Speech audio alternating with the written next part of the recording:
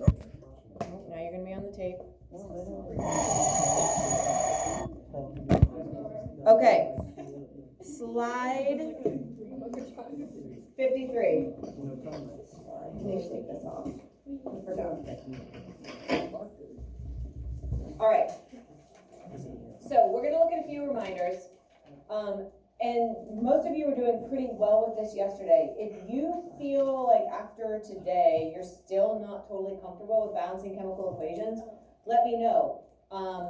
There are more that you can do for practice if you do some or you get stuck, or I can like pair you up with somebody in your study hall that maybe is understanding this well, and like you guys can kind of go through some of it together. Yeah, but at this point, you're gonna kind of need to evaluate where you personally are and then kind of go from there. So if you feel like you're good, then great. If you feel like you're not, then that's when you need to either come to me and we can kind of come up with a time to get some more practice in. But I'm gonna leave it up to you. You guys are big kids now, right? You're in high school, you can speak up, you can be like, hey, I don't feel totally comfortable with this, or I feel like I still need a little bit more. That's kind of you taking that responsibility, okay? So if it's just a handful of people here and there, then that's when we kind of move on. And again, there'll be things that some people like just can see this stuff and it like clicks and it's there.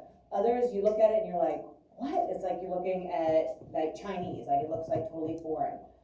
So let me know if there's something I can do, but what we do here in class is probably gonna be, we're wrapping up what we're doing together. Does that make sense? Okay, so slide 53 is gonna kind of wrap up a few of our big reminders. When we balance chemical equations, there isn't really any true system. There's kind of a progression you go through. Do you have your notes? Did you already finish them? So again, it's kind of trial and error. You identify the elements, you identify how many of each you have, and then you look from the reactant side to the product side. Are they equal? And then you kind of go from there and start adding in coefficients. Okay, thank you, Cece. All right, so when you fix the total for one element, we've seen where it kind of messes up possibly the total for another element, and that's okay. You just kind of keep going until everything's balanced. Also, we know like if you have a chemical formula, Ba and O, those are chemically bonded. They are united. That is one thing, one entity. It is combined, meaning you can't separate the O from the Ba. You can't just shove in a coefficient or a subscript to try to balance this. Our only option is to put it out front of the entire thing. Yesterday, I saw a lot of people putting the coefficient behind the element. Like if they wanted to go with the O, they would just put a 2 back there. You can't do that. Coefficients, just like they do in math, you have parentheses, they go in front. Coefficients go at the beginning, all right? And so we can't change this chemical formula BaO. What we can do is put that number out front. Just like I gave the example of 1 pepperoni pizzas or 10 pepperoni pizzas.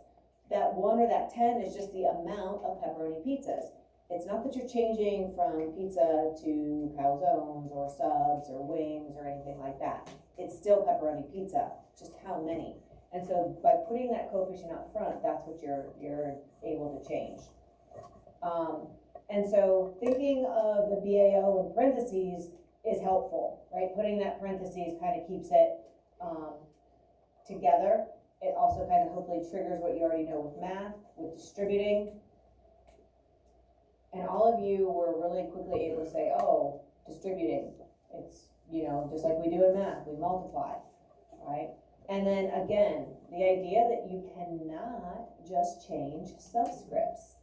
That would be lovely, that would be easy, but we're not allowed to do that, right? That affects our chemical compound or the formula, and that is not okay. It's like changing from pepperoni pizza to a whole new thing like a sub. So instead, we add the coefficients in front of those formulas. And again, this is not new information. This is all just kind of a big recap of some of the important things with balancing. And I did see this a lot yesterday too, where people would update the chart, but then you wouldn't actually put the coefficient into the equation. I always try to do the coefficient in the equation first, and then from there, update your chart, because it's really easy to forget. And if I can see on your chart that you updated it, but there's no coefficient that would cause that update, that's a problem, right? I'm looking at the equation. The chart is just the tool to help you get the equation right, okay? And there will be 3 or 4 of these for you to balance on our test on Thursday. All right, so you're definitely going to have to do this. It's a big part of the extended response portion of the test. All right, so it's not going to like make or break the whole test for you, but it is a good portion. Like it can definitely, you know, affect whether you go from a B to a C or a C to a D or an A to a B. Right, there's enough points that it is important to be able to have the general hang of this. Okay, we have one last topic, and this is something that we just kind of mentioned now. We also will get into it again here in a couple units, so I just kind of touch on it briefly right now. But thermal energy is heat energy, and a lot of times this happens, heat is taken in or given off during an experiment, or excuse me, during a reaction, okay? And so we say that sometimes heat can be transferred, right?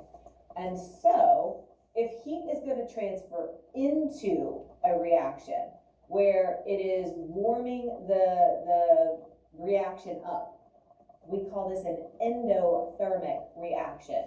Endo kind of sounds like into. So it's transferring thermal energy from the reaction to the surrounding environment. Exothermic kind of sounds like exit. Energy or heat energy is going to exit the reaction.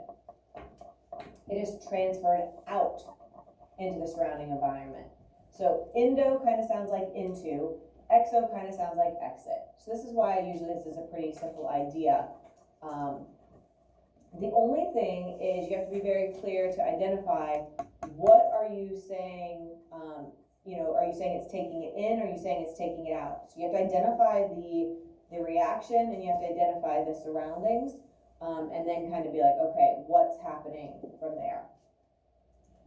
All right, so in endothermic, you can see energy is coming into the reaction and is warming it up. Okay, so it's taking heat from the surrounding and it's making that reaction get warmer. So you see this with like the hand warmers that you get like for hunting maybe, or like people take to sporting events. You have 2 chemicals in the pouch, right? When you twist them, what you're doing is you're releasing them so that they're able to interact. That reaction is a chemical reaction, and that's why it doesn't last long term, and it's going to take the heat from the environment and pull it into that chemical reaction, making that pouch very warm, right? And so that is considered an endothermic. It's taking heat from the environment, sucking it into that chemical reaction, pretty much, okay? The other one is the,